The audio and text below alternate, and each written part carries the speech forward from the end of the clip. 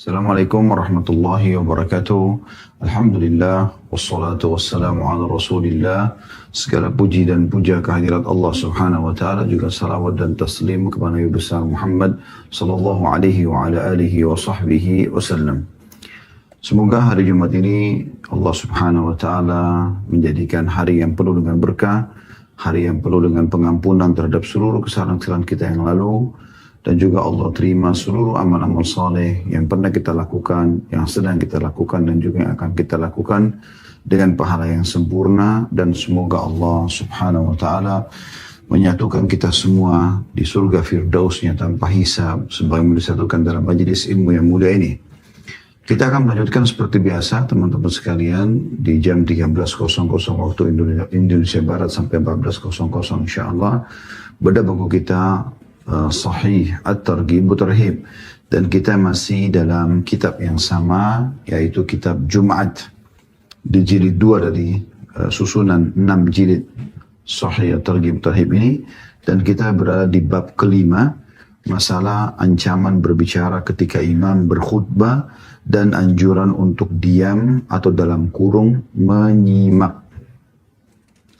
Hadits pertama di dalam bab ini dengan sanad sahih dan urutan 716 dari awal kita belajar berbunyi dari Abu Hurairah radhiyallahu anhu bahwa Nabi sallallahu alaihi wasallam bersabda, "Idza qulta li sahibika yaumal jum'ah ansit wal imamu yakhutub faqad lagauta." Jika kamu berkata kepada teman di dekatmu pada hari Jumat, diam, sementara imam sedang berkhutbah, maka kamu telah berbuat sia-sia. Hadits ini diriwayatkan oleh Bukhari, Muslim, Abu Dawud, Tirmidzi, An-Nasai, Ibnu Majah, dan Ibnu Khuzaimah. Kemudian ada penjelasan di situ. Ucapannya, maksudnya ucapan dalam hadits Nabi SAW, lagauta, kamu telah melakukan hal yang sia-sia. Ada yang berpendapat maknanya kamu telah gagal mendapat pahala.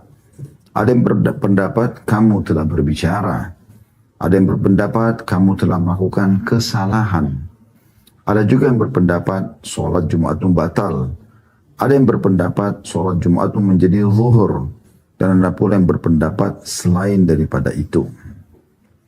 Kemudian Syekh Albani ada putnot nomor 1. Beliau menanggapi mengatakan, saya berkata, pendapat terakhir ini yang seharusnya yang mirip dengannya adalah pendapat yang kami pegang, sebab tafsir hadis terbaik adalah hadis itu sendiri, dan telah terbukti bahwa Nabi SAW bersabda dalam hadis yang hadir tidak lama lagi insyaallah, yang bunyinya, man laga wa takhatta riqaban nasi kanat lahu dhuhran. Barang siapa yang berbuat sia-sia dan melangkahi pundak orang-orang, maka dia hanya mendapatkan pahala zuhur saja. Dan inilah yang dipastikan oleh Imam Ibnu Khuzaimah dalam sahihnya di jilid 3 halaman 155 bab 71. Ini juga kata Syekh Albani tidak bertabrakan dengan ucapan Ubay yang hadir sesudahnya, ma'alaka min salatika illa ma lagauta, kamu tidak mendapatkan apa-apa dari sholatmu selain perbuatan sia-sia. Dan pembenarannya dari sabda Nabi SAW tersebut, Ubay benar, karena maknanya adalah penafian terhadap keutamaan sholat Jumat dan bukan penafian Jumat dari dasarnya, sama seperti ucapan mereka, tidak ada pemuda kecuali Ali. Dan itu tidak berarti penafian terhadap Jumat dari dasarnya, akan tapi penafian terhadap sebagian darinya.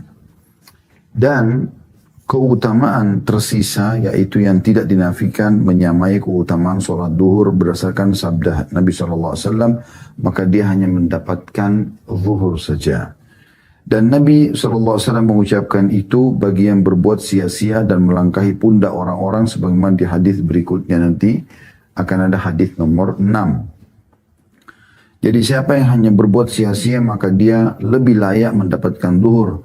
Sebagaimana hal itu telah jelas dan tidak samar, silakan merujuk masalah ini di bab 72 dari Sahih Ibnu Khuzaimah. Ya, jadi ini hadis yang pertama. Ya. Hadis yang pertama. Saya langsung bacakan hadis kedua, kemudian kita tanggapin insyaallah seperti biasa. Dengan sanad yang sahih, urutan 2 dalam bab ini, urutan 717 dari awal belajar, dan darinya, maksudnya dari sahabat yang sama Abu Hurairah radhiyallahu anhu, bahwasanya Nabi SAW bersabda, "Idza takallamta yaumal jum'ati faqad laghawta wa alghaita, yakni wal imamu yakhutub." Apabila kamu berbicara pada hari Jumat, maka kamu telah berbuat sia-sia dan menggugurkan pahalamu, yakni pada saat imam sedang berkhutbah. Diriwayatkan oleh Ibnu Khuzaimah di dalam sahihnya. Kedua buah hadis ini, saudaraku seiman, memberikan gambaran kepada kita tentang larangan Nabi alaihi salatu wassalam secara umum ya, untuk berbicara bagi orang yang hadir Jumat di masjid ya, atau di sekitar masjid yang hadir Jumat, misalnya masjid di dalam penuh, mereka di pelataran sama, sementara khatib sudah ada di atas mimbar dan berkhutbah. Dan ini semua tentu tujuan utamanya adalah agar setiap muslim fokus untuk ya, mendengarkan khutbah, untuk mendengarkan khutbah yang disampaikan. Karena memang sudah kita jelaskan pada bab-bab sebelumnya, bagaimana mendengarkan khutbah ini adalah hal yang sangat dianjurkan, ya. Dan malaikat-malaikat pun yang hadir di dalam masjid, ya, di hari Jumat itu yang mencatat siapa yang datang lebih awal, ya, ada yang mendapatkan pahala seperti berkurban dengan unta, ada yang seperti berkurban dengan sapi, ada yang seperti berkurban dengan seperti kambing bertanduk, domba jantan bertanduk. Ada yang seperti berkurban dengan seekor ayam, dan ada yang berkurban dengan seperti sebutir telur, sampai khatib naik di atas mimbar. Kalau khatib sudah naik di atas mimbar, maka para malaikat yang mencatat pahala-pahala tersebut, menutup buku-buku mereka dan mendengarkan khutbah. Bahkan sudah kita titik beratkan bagaimana pendapat ulama tentang masalah walaupun tidak mengerti apa yang disampaikan oleh khatib karena berbeda bahasa atau kecilnya suara, maka tetap saja dia berusaha menyimak apa yang disampaikan karena tujuannya perintahnya adalah mendengar. Tujuannya perintahnya adalah mendengar. Ini yang kami sudah tanyakan kepada Dr. Ziyad Abadi Hafizahullah, salah satu pakar hadis di Jordan, dan waktu itu ada seorang jemaah yang bertanya, apakah Ustadz kalau saya tidak paham apa yang diucapkan oleh khatib, saya boleh isi saja dengan zikir? Sebenarnya dia ingin ibadah yang baik gitu. Lalu kemudian saya tanyakan, kata beliau, kalau zahir hadis yang kelihatan nampak adalah disuruh dengar. Ya. Karena kalau ini dibuka pintunya, dikatakan misalnya, oh ya nggak masalah, misalnya. Dia boleh berzikir kalau dia tidak mengerti apa yang khatib ucapkan. Maka orang juga akan mengatakan, kalau begitu saya juga boleh melakukan yang lain. Saya bisa berdoa, yang satu bisa baca Quran, yang satu bisa ngobrol, nasihat misalnya. Nah ini semua akan mengganggu berjalannya khutbah. Pada saat Anda tidak mengerti, maka yang di sebelah Anda mungkin mengerti, ya, dan membutuhkan nasihat dan wasiat daripada khatib itu. Hadis ini, teman-teman sekalian, kita ambil pelajaran darinya. Yang pertama adalah larangan Nabi SAW atau perintah Nabi SAW pada saat khatib dari mimbar untuk mendengarkan. Diambil dari potongan sabda beliau kepada Abu Hurairah radhiyallahu anhu, "Idza qulta li sahibika yaumil jum'ati ansit wal imamu yakhutub faqad lagut." Ya. Jadi makna ini adalah kalau kau bilang sama temanmu di saat khatib sedang khutbah, diamlah, maka kau telah berbuat sia-sia. Kenapa? Karena memang perintahnya adalah kau harus mendengarkan khatib itu. Ya. Kalau ada yang terlanjur ngomong, ya sudah, biarkan saja dia. Karena kapan kita tegur dia, kita pun kehilangan pahala. Sebenarnya dia yang berbicara itu sudah kehilangan pahala. Mungkin Anda biasa dengar di beberapa masjid di Indonesia, saya pernah masuk ya, ada masjid yang mengingatkan sebelum khatib di atas mimbar agar memenuhi dulu masjid, mengisi saf-saf yang kosong. Dan ada peringatan ya. Bahkan ada masjid membacakan hadis ini gitu ya. Agar jangan sampai jemaah pada saat khatib di atas mimbar mereka berbicara. Karena ada hadis Nabi SAW yang berbunyi seperti ini. Untuk mengingatkan jemaah. Karena sebagian jemaah subhanallah yang memang masih sangat sedikit sekali ilmu pengetahuan agamanya, mereka anggap ini sesuatu yang tidak penting. Ya. bagi mereka tidak penting ya. Mereka langsung saja ya datang ke masjid lalu berbicara semaunya. Apakah dia berbicara via telepon, apakah dia sibuk dengan handphonenya gitu kan. Padahal sebenarnya kegiatan ini walaupun tidak bersuara sudah cukup untuk mengganggu orang yang ada di sebelah dia. Atau misalnya memang dia berbicara dengan orang di sebelahnya. Dalam hadis ini kita lihat walaupun hanya menegur saja orang supaya dia dengarkan khatib, yang menegur ini juga kena kehilangan pahala. Jadi pelajaran pertama adalah tentang masalah anjuran mendengarkan khatib. Pelajaran yang kedua dari hadis ini adalah orang yang berbicara ya, walaupun dia niatnya menegur, itu kehilangan pahala. Kalau orang yang menegur saja, misalnya si A sama si B, si A mengingatkan temannya si B, jangan ribut tuh lagi khatib, lagi khutbah, misal. Itu kan niatnya baik, supaya temannya dengarin gitu. Itu aja dia niatnya baik, hilang pahalanya. Fakat lagot, kata Nabi SAW. Bagaimana dengan orang yang dasarnya memang berbicara yang akhirnya ditegur itu? Maka itu lebih berat. Ya, itu lebih berat. Ini poin yang harus digarisbawahi.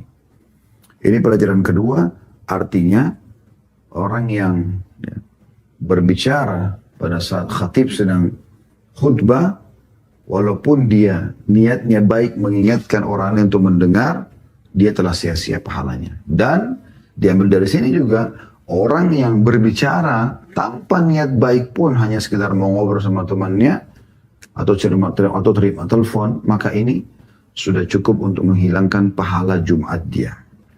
Dan sebagaimana tadi sudah kita bacakan di footnote-nya, banyak sekali khilaf di antara ulama tentang masalah makna sabda Nabi SAW, fakat lagaut. Sesungguhnya kamu telah sia-siakan. Tapi Syekh Albani rahimahullah menulis di footnote ini, yang beliau pilih adalah sesungguhnya Jumatmu telah berubah menjadi zuhur. Ya. Walaupun dia ikut sholat Jumat dengan 2 rakaat, tapi pahalanya hanya pahala sholat duhur. Dari sini juga kita bisa ambil pelajaran kalau Jumat lebih afdal daripada zuhur, ya. Ini lebih afdal daripada zuhur, ya, karena memang dia berada, sholat Jumat ada di hari Jumat, dan sudah kita pelajari keutamaan hari Jumat pada bab yang sebelumnya. Baik, kita akan masuk ke hadis yang ketiga, saudaraku seiman. Saya langsung bacakan dengan sanad yang sahih, urutan 718 dari awal belajar, yang berbunyi, diriwayatkan pula, yakni dalam kurung hadis Ubay bin Ka'ab dalam Dhaifut Targhib, ya, dan nama kitabnya Syekh Albani, oleh Ibnu Khuzaimah dalam sahihnya dari Abu Dzar, dia berkata, dakhaltul masjid yawm al-jum'ati wan Nabiy sallallahu alaihi wasallam yakhutub, fajalastu qariban min Ubay bin Ka'ab, faqara'a an-Nabiy sallallahu alaihi wasallam surata Bara'ah, faqultu li Ubay, mata nazalat hadhihi surah? Qala fatajahhamani ولم يكلمني ثم مكثت ساعة ثم سألته فتجهمني ولم يكلمني ثم مكثت ساعة ثم سألته فتجهمني ولم يكلمني فلما صلى النبي صلى الله عليه وسلم قلت لأبي سألتك فتجهمتني ولم تكلمني قال أبي ما لك من صلاتك إلا ما لقوت فذهبت إلى النبي صلى الله عليه وسلم فقلت يا نبي الله كنت بجنب أبي وأنت تقرأ براءة فسألته متى نزلت هذه السورة فتجهمني ولم يكلمني ثم قال ما لك من صلاتك إلا ما لقوت قال النبي صلى الله عليه وسلم صدق أبي. Artinya, aku masuk, ya, Abi Dzar ini, sahabat Nabi yang mulia berkata, aku masuk ke dalam masjid di hari Jumat dan Nabi SAW sedang menyampaikan khutbah. Maka aku duduk di sebelah Ubay bin Ka'ab, sahabat Nabi yang lain, radhiyallahu anhu. Kemudian Nabi SAW membaca di khutbahnya surah Al-Bara'ah atau surah At-Taubah. Ya. Membaca Bara'atun minallah, ayat pertamanya. Yaitu dari ayat pertama dari surah At-Taubah. Maka aku bertanya kepada Ubay, kapan surah yang dibaca Nabi ini turun? Kata Abi Dzar, menyambung riwayat, maka Ubay memandangku dengan muka yang marah dan sama sekali tidak menjawabku. Kemudian aku diam untuk beberapa saat. Lalu aku bertanya lagi kepadanya. Akan tetapi lagi-lagi dia memandangku dengan muka yang marah dan tidak menjawabku. Maksudnya Abi Dzar masih belum faham nih, ya kan? Nabi lagi khutbah, dia niatnya baik, dia cuma tanya. Karena dia tahu Ubay ini faham surah ini turun kapan gitu. Dia hanya mau punya ilmu, ini surah ini turun kapan. Ya. Tapi ternyata Ubay memandangku dengan muka marah yang kedua kali dan tidak menjawabku. Kemudian aku diam kembali beberapa saat. Lalu aku pun bertanya lagi kepadanya yang ketiga kalinya. Akan tapi dia pun memandangku dengan muka marah dan tidak menjawabku. Ketika Nabi SAW selesai sholat, aku bertanya kepada Ubay. Aku bertanya kepadamu, lalu kamu memandangku dengan marah dan tidak menjawabku. Kenapa? Ada apa gitu? Ubay menjawab, engkau tidak mendapatkan apa-apa dari sholatmu, kecuali kesia-siaan yang engkau lakukan. Maka aku pergi kepada Nabi SAW dan bertanya kepada beliau, wahai Nabi Allah, aku tadi duduk di samping Ubay ketika engkau tengah berkhutbah membaca surah Bara'ah. Lalu, atau surah Taubah. Lalu aku bertanya kepadanya, kapan surah ini turun? Akan tapi dia memandangku dengan muka marah dan sama sekali tidak menjawabku. Dan dia kemudian berkata kepadaku, engkau tidak mendapatkan apa-apa dari sholatmu kecuali kesia-siaan yang engkau lakukan. Maka Nabi SAW mengatakan, Ubay benar. Ubay benar. Ya. Dan di sini ada potongan penjelasan lebih dalam tentang masalah kalimat fatajahamani. Artinya dia melipat wajahnya dan cemberut. Dia melihatku dengan marah dan tidak suka. Hadis yang serupa, saya langsung bacakan hadis keempat dengan sanad hasan urutan 719 dari awal belajar. Juga dari Jabir radhiyallahu anhu dia berkata, dakhala Abdullah bin Mas'ud wa Nabi SAW yakhutub, fajalasa ila jambi Ubay bin Ka'ab, fasa'alahu an syai' atau kallamahu bi syai' falam yarud alaihi Ubay, wa dhanna ibn Mas'ud annaha mawjidah. فلما انفصل النبي صلى الله عليه وسلم من صلاته قال ابن مسعود يا أبي ما منعك أن ترد علي قال إنك لم تحضر معنا الجمعة قال لما قال تكلمت والنبي صلى الله عليه وسلم يخطب فقال ابن مسعود فدخل على النبي صلى الله عليه وسلم فذكر ذلك له فقال النبي صلى الله عليه وسلم صدق أبي أطع أبي. Abdullah bin Mas'ud, kata Jabir radhiyallahu anhu majma'in. Abdullah bin Mas'ud juga sahabat Nabi radhiyallahu anhu, masuk masjid sementara Nabi SAW sedang berkhutbah. Lalu dia duduk di sebelahnya Ubay. Nah, kalau kasus yang pertama tadi kan Abi Dzar. Kalau ini adalah Abdullah bin Mas'ud, dua-duanya bertanya pada Ubay sementara Nabi SAW lagi khutbah gitu. Maka Abdullah bin Mas'ud masuk masjid sementara Nabi SAW berkhutbah dan dia duduk di sebelah Ubay bin Ka'ab. Lalu Mas'ud bertanya tentang sesuatu kepadanya atau berbicara kepadanya tentang sesuatu. Tapi Ubay sama sekali tidak menjawabnya. Ibnu Mas'ud menyangka Ubay marah. Manakala Nabi SAW telah selesai dari sholatnya, Ibnu Mas'ud berkata, wahai Ubay, mengapa kau tidak menjawabku? Ubay menjawab, sesungguhnya kau tidak menghadiri sholat Jumat bersama kami. Ibnu Mas'ud bertanya, mengapa? Ubay menjawab, kamu berbicara sementara Nabi SAW sedang berkhutbah. Ibnu Mas'ud berdiri dan mendatangi Nabi SAW lalu dia menceritakan hal itu kepada beliau. Maka Rasulullah SAW bersabda, Ubay benar, taatilah Ubay. Hadis ini diriwayatkan oleh Abu Ya'la dengan sanad yang jayyid dan Ibnu Hibban menyebutkan dalam sahihnya. Kedua buah riwayat ini, teman-teman sekalian, ya, memberikan gambaran kepada kita tentang ya bagaimana seseorang itu menyikapi dan bagaimana seseorang dulu pada saat masuk masjid ya, dia harus mendengarkan khatib walaupun tidak mengerti, apalagi kalau mengerti ya.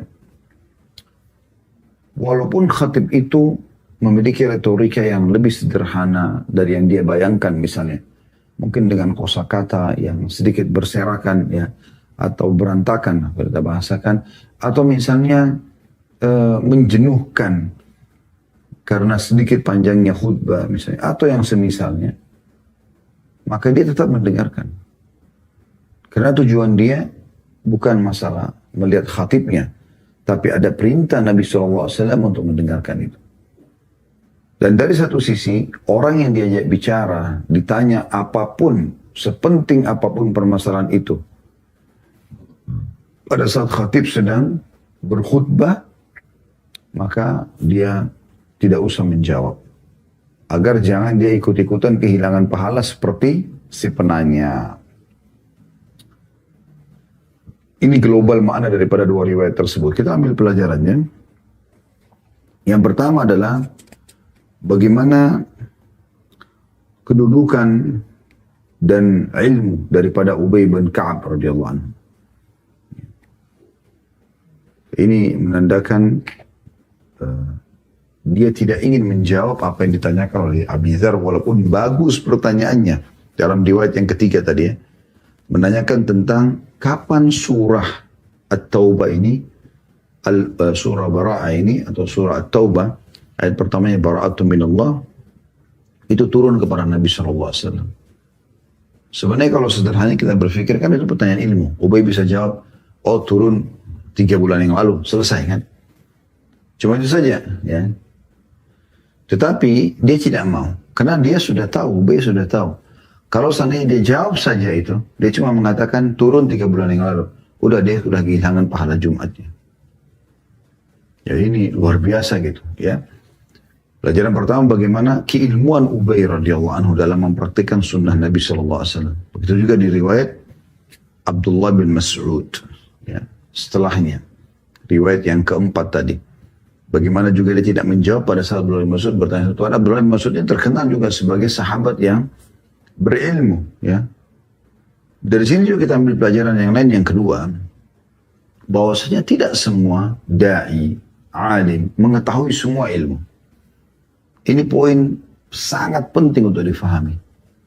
Karena pemahaman di tengah-tengah masyarakat kita, kalau seorang dai berarti dia harus tahu semua dan tidak boleh ada salahnya. Tidak akhi dan ukhti. Dia juga manusia biasa, dia bisa buat salah. Seorang alim pun bisa buat salah. Anda bisa bayangkan, pernah dengar nama Abi Dzar radhiyallahu anhu? Ini sahabat termasuk sabiqun al-awwalun, orang yang pertama masuk Islam di Mekah.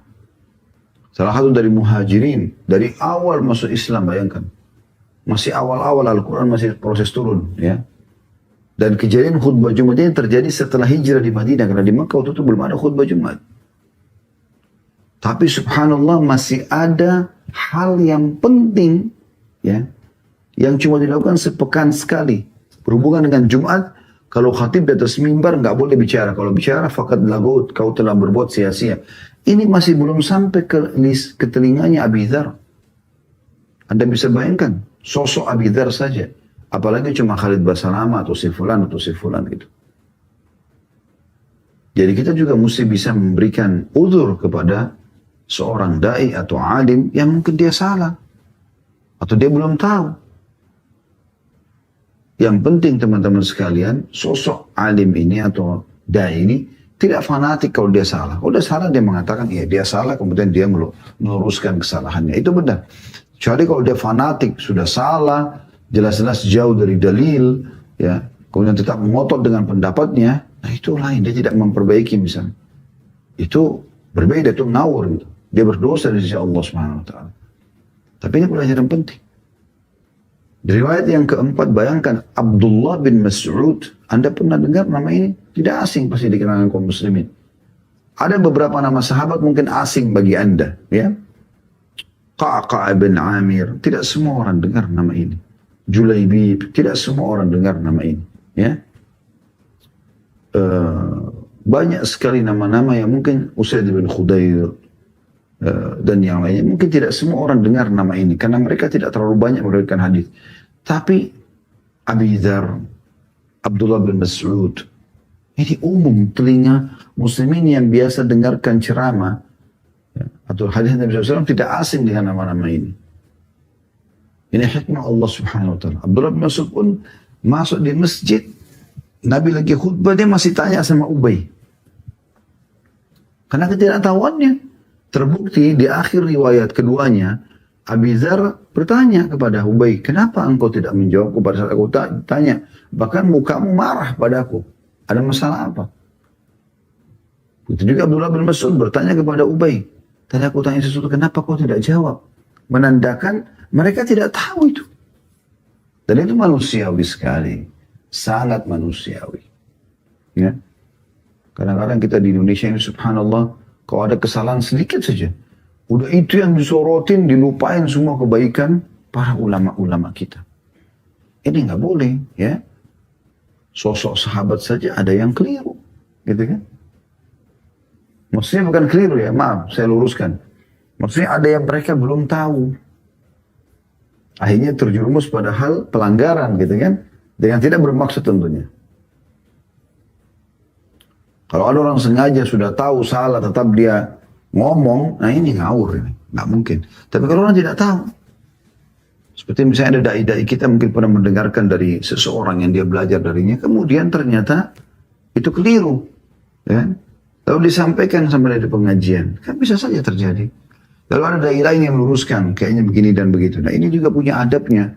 Bagaimana dai yang faham, telepon atau memberikan informasi kepada dai yang kurang faham ini atau keliru, akhi ada di buku ini, ada begini, ada begini. Supaya dia meluruskan. Dan bukan aib.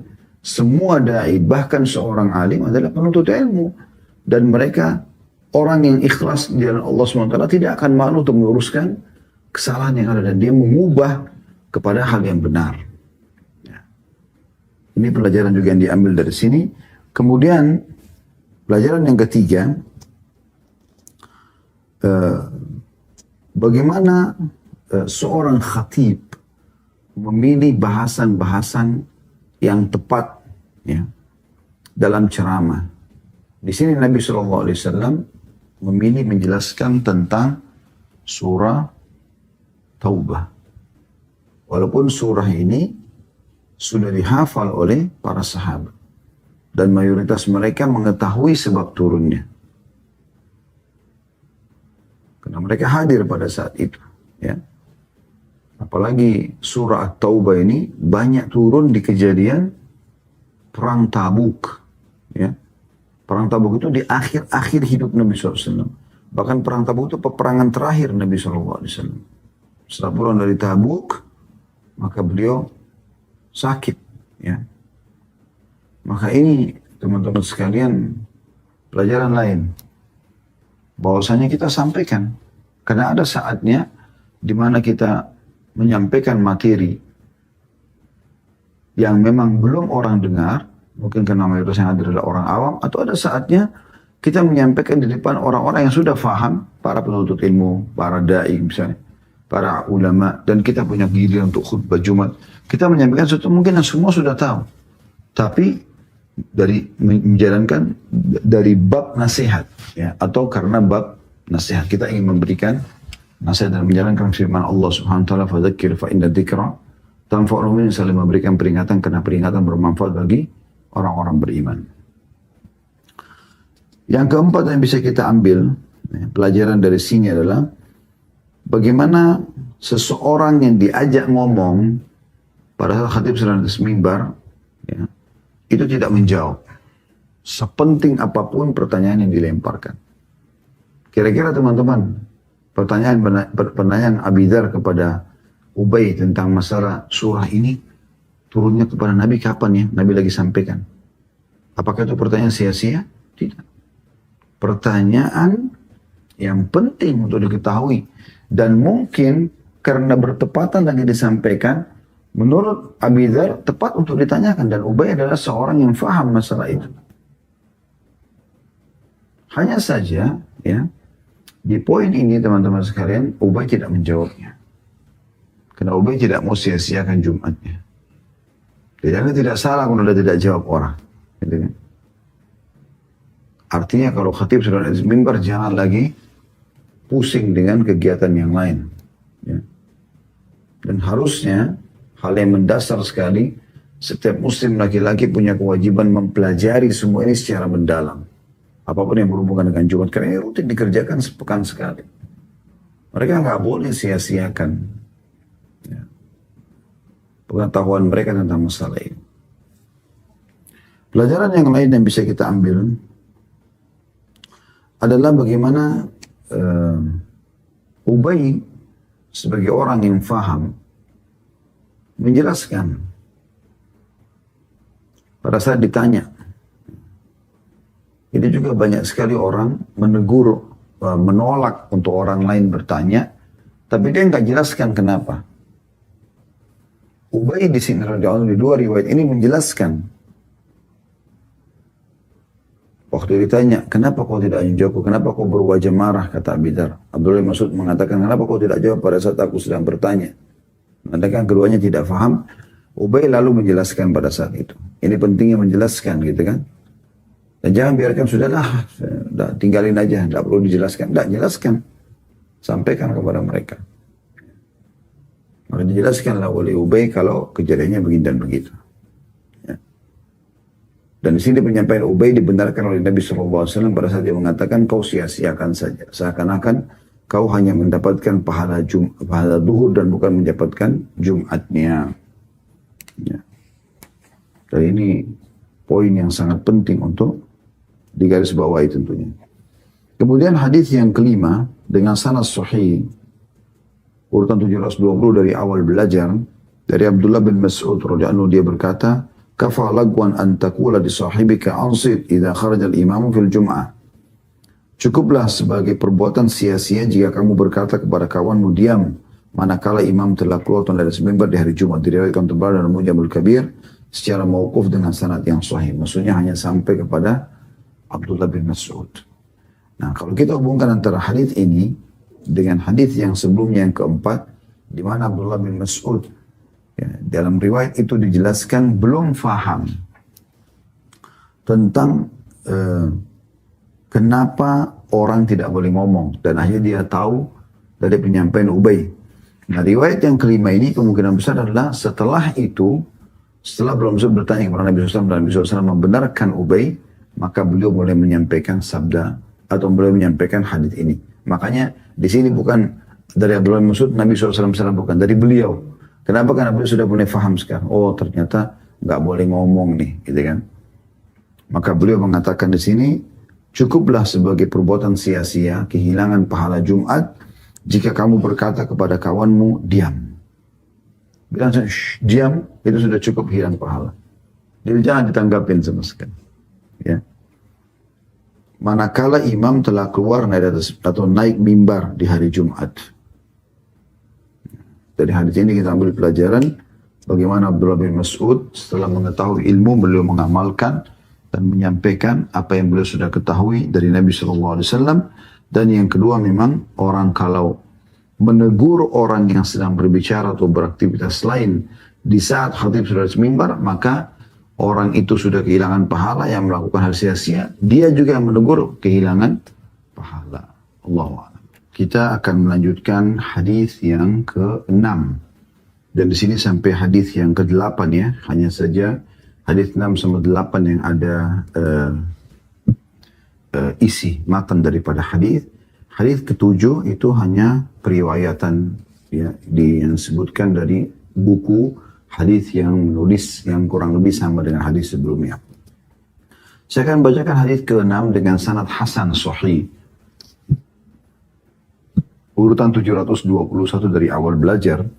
Dari Abdullah bin Amr bin As radhiyallahu anhuma bahwa Rasulullah SAW bersabda, "Man iktasara yawmal jum'ati wa massa min tibi imra'atihi in kana laha ولبس من صاله ثيابه ثم لم يتخطى رقاب الناس ولم يلغ عند الموعظة كان كفارة لما بينهما ومن لغى وتخطى رقاب الناس كانت له ظهرا."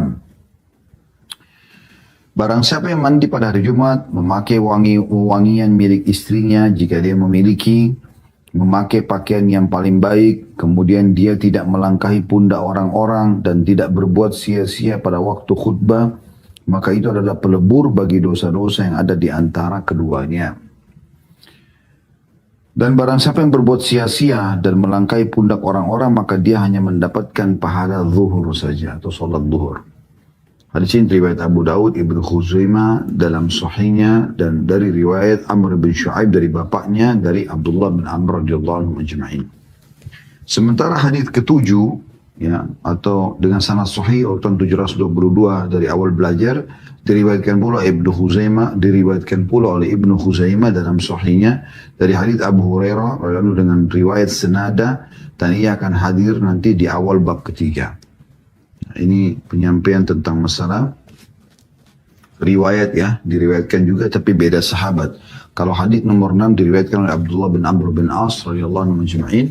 Kalau di hadis nomor 7 itu diriwayatkan oleh melalui jalur Abu Hurairah radhiyallahu anhu.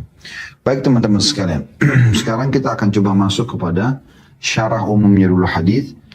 Dalam hadis ini ada anjuran untuk kembali kepada bahasan bab sebelumnya ya. Bagaimana di hari Jumat dianjurkan menggunakan mandi, menggunakan baju yang terbaik, minyak wangi yang terbaik ya. Beberapa riwayat yang sebelumnya bahkan menyisir rambut dengan rapi ya. Kemudian ada juga anjuran untuk tidak melangkahi pundak orang-orang yang sudah duduk. Kan mungkin orang yang sudah paham tentang keutamaan saf awal, mereka berusaha selalu ada di saf-saf depan gitu. Tetapi permasalahannya ada sebagian orang, dia tahu keutamaannya, cuma dia telat datang. Sehingga dia mau berusaha menyerobot masuk ke dalam masjid hanya untuk supaya mendapatkan saf depan. Padahal ini mengganggu orang yang sudah duduk. Ini tidak boleh. Ini juga ada larangan. Maka dia dianjurkan agar bagaimana dianya ya datang lebih cepat. Dan kalau datang terlambat ya sudah, dia tidak usah desak orang-orang. Kecuali saya sudah pernah jelaskan di bab sebelumnya, kalau memang Anda masuk ke dalam masjid, ternyata memang masjid itu masih banyak kosong. Dan memungkinkan Anda untuk masuk, tidak melewati pundak orang-orang, tapi melewati depan saf ya. Sehingga Anda bisa masuk mengisi saf itu. Atau Anda tunggu sekaligus nanti insya Allah iqamah, baru kemudian Anda masuk ya. Dan di sini sebaliknya ada ancaman bagi orang yang sengaja datang ya, melakukan hal yang sia-sia, termasuk melewati pundak orang-orang, itu dengan bergantinya pahala yang tadinya Jumat menjadi pahala zuhur ya. Seperti itu kurang lebih. Baik, kita coba ambil pelajaran dari hadis ini. Pelajaran pertama teman-teman sekalian dari hadis adalah anjuran untuk mandi di hari Jumat. Dan bagaimana di bab sebelumnya itu sudah kita jelaskan, man gassala wa gtasal ya. Siapa yang mencuci dengan bersih rambutnya, kepalanya, kalau kita sekarang dengan pakai sampo segala macam ya. Kemudian mandi seluruh tubuhnya. Ada juga yang memaknakan itu adalah siapa yang menggabungkan antara mandinya Jumat, mandi Jumat dengan mandi junubnya ya. Sudah kita jelaskan di bab sebelumnya itu ya. Beberapa hadis. Tapi di sini ada anjuran untuk itu. Ya, bagi yang mau hadir Jumat dia mandi terlebih dahulu. Bisa dia mandi pada saat menjelang Jumat, atau bisa seperti Anda yang masih terikat dengan akad kerja di kantor, Anda harus keluar pagi jam 7 jam 8 pagi sehingga Anda tidak memungkinkan Anda untuk pulang ke rumah lagi mandi misalnya pada saat menjelang Jumat. Anda sudah niatkan dari awal pada saat mau keluar pagi itu dengan mandi Jumat ya. Kemudian pelajaran yang kedua dari hadis adalah anjuran untuk menggunakan wangi-wangian yang terbaik yang dimiliki. Di sini dikatakan dan menggunakan ya wangian milik istrinya yang jika dia memiliki. Maksudnya adalah bukan minyak wangi perempuannya ya, karena memang minyak wangi laki perempuan biasanya dibedakan. Tapi yang biasa dia pakai pada saat dia bersama dengan istrinya. Biasanya kan suami pasti akan memilih parfum yang terbaik dong untuk pakai di depan istrinya misalnya. Maka dia coba pakai parfum yang terbaik itu ya pada saat dia mau pergi ke masjid gitu kan. Ini anjuran menggunakan wangi-wangian. Yang ketiga adalah menggunakan walabisa min salihi thiyabihi. Dia menggunakan baju terbaiknya. Baju terbaiknya. Tidak harus baru, tapi baju yang terbaik yang mana kira-kira dia khususkan yang dia pakai di hari Jumat ya. Kemudian yang keempat, tidak melewati pundak orang-orang. Tidak melewati pundak orang-orang. Ya. Tadi kalau orang sudah duduk, dia telah datang lalu kemudian dia duduk di tempat yang dia ada saja. Dia jangan lewatin pundak orang. Hanya karena ingin mengejar saf yang paling depan, padahal dia telah datang. Ya. Kemudian yang kelima di sini adalah pelajarannya, dan dia tidak melakukan sia-sia pada saat mau'izah atau khutbah sedang disampaikan. Ini sudah kita jelaskan di bab sebelumnya, bagaimana ini teman-teman sekalian bisa menjadi penyebab pembersihan dosa-dosa. Jadi pembersihan dosa-dosa ya. Sebaliknya pelajaran yang keenam bisa kita ambil adalah di sini dikatakan kana kafaratan lima bainahuma, pembersihan antara dua Jumat. Kalau tadi orang lakukan 5 hal itu ya, mandi, pakai parfum yang terbaik, pakai baju yang terbaik, tidak melangkahi pundak orang-orang, dan tidak berbuat hal yang sia-sia. Sia-sia ini termasuk dalam sebuah hadis disebutkan, "Uman massa hasa faqad lagha." Dan siapa yang menyentuh atau memindahkan kerikil, dia telah berbuat sia-sia. Jadi saking tidak bolehnya lagi melakukan apapun aktivitas kecuali mendengarkan khutbah besar khatib di atas mimbar. Kalau enggak akan sia-sia gitu. Maka kalau 5 hal ini dilakukan, kanat kafaratun lima bainahuma. Jadi pembersihan terhadap dari antara 2 Jumat tersebut. Pelajaran yang keenam dari hadis ini adalah, tadi itu pelajaran kelima terakhir, walam yalgu indal mau'idhah, dan dia tidak melakukan sia-sia pada saat sedang disampaikan khutbah. Yang keenam adalah sebaliknya, siapa yang melewatin pundak orang-orang, kanat lahu zuhran, artinya mengganggu orang. Dan ini melewati pundak ini, kalau hadis-hadis di bab sebelumnya, itu sebelum khatib atas mimbar bahkan.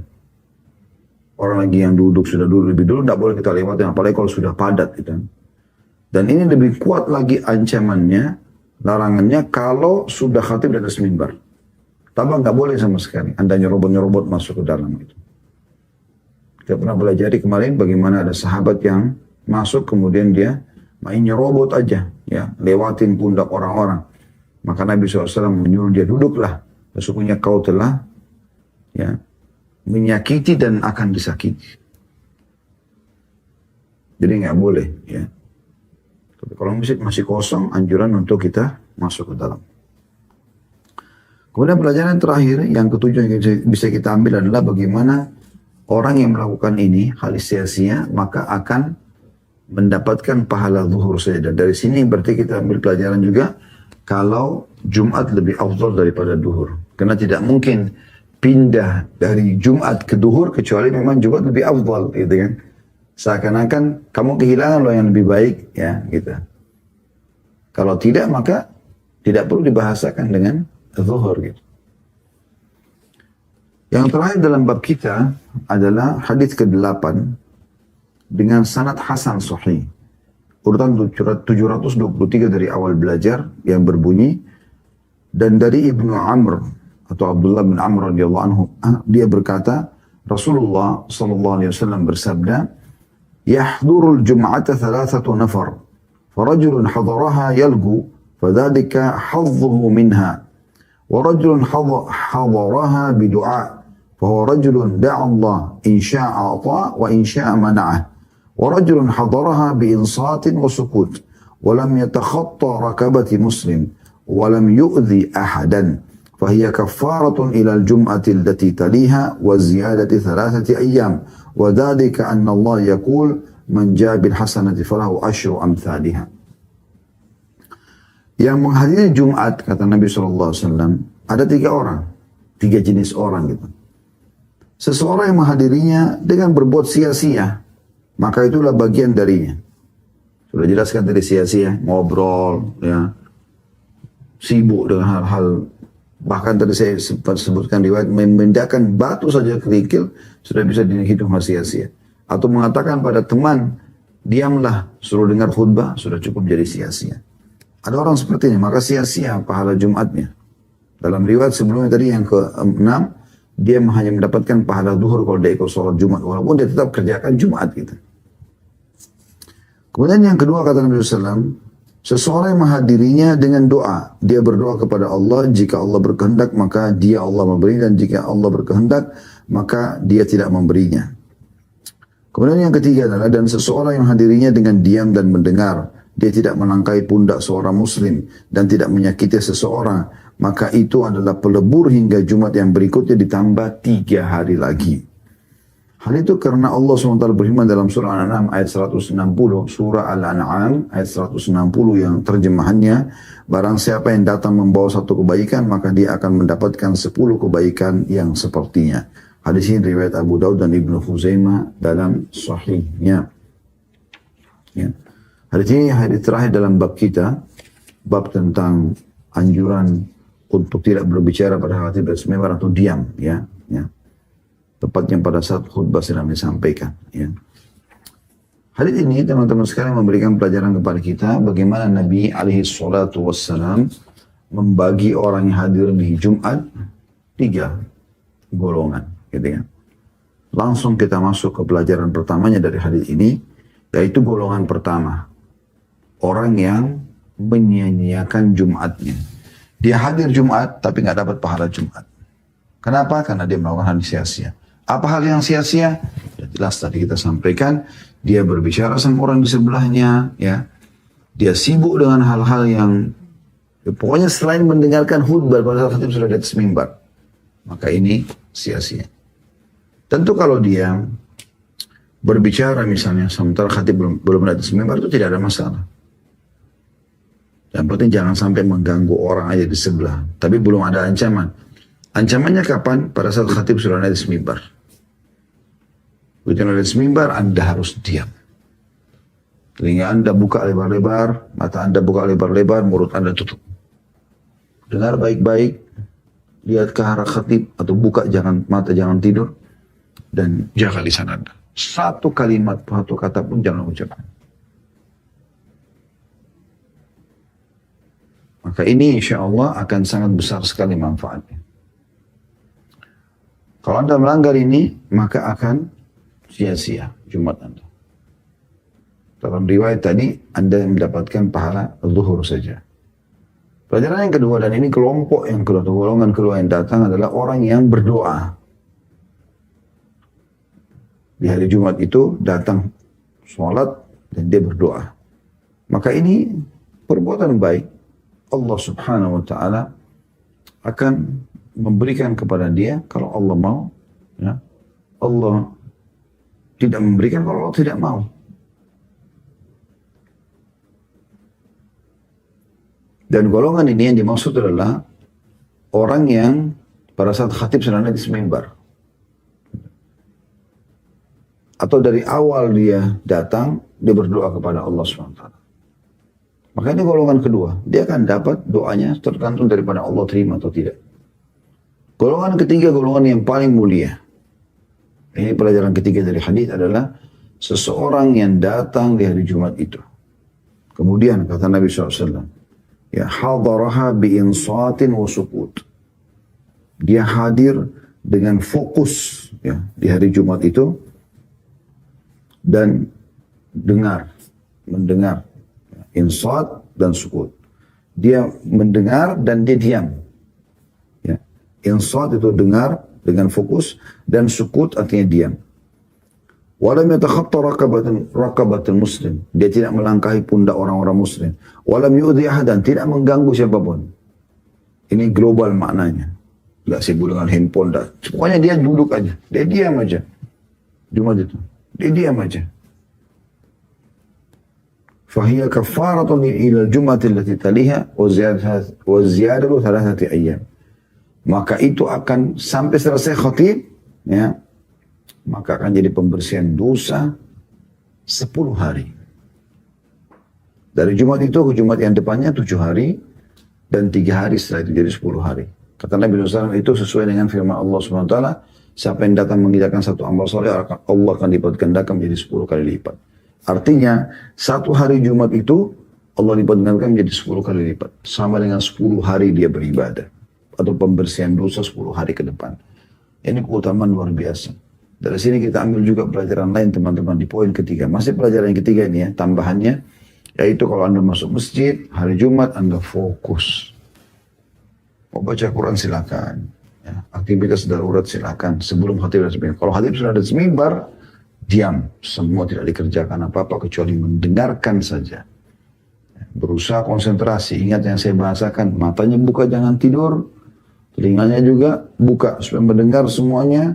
Lisannya ditutup serapat-rapatnya. Tangan juga hentikan. Jangan beraktivitas yang lain. Diam saja. Karena Nabi SAW sebutkan tuh. Bi'insatin wa sukut. Fokus konsentrasi dan diam. Ya. Ini diam ini penting. Gitu. Hanya bersabar 20 menit, setengah jam. Saat khatib sampaikan khutbah. Baru kemudian Anda beraktivitas seperti biasa. Allahu a'lam.